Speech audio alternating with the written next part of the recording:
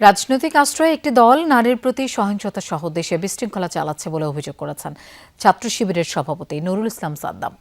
সকালে ঢাকা বিশ্ববিদ্যালয়ের মধুর ক্যান্টিনে জুলাই গণ অভ্যুত্থানের দ্বিতীয় বর্ষপূর্তি উদযাপন উপলক্ষে ইসলামী ছাত্র শিবির ৩৬ দিনের কর্মসূচি ঘোষণা অনুষ্ঠানে একথা বলেন। ঘোষণা করেন জুলাইয়ের ৩৬ দিনের দেশব্যাপী গ্রাফিতি আঁকবে ছাত্র শিবির। এছাড়া গণভোটের রায় ও গণহত্যার নিশ্চিত করতে বিক্ষোভ করবে শিবির। এ সময় তিনি দেশের জননিরাপত্তা গভীর সংকটে অভিযোগ করে বলেন, ছাত্রদলের নেতাকর্মীরা আবারও শিক্ষাঙ্গনে সন্ত্রাসী কার্যক্রম চালাচ্ছে।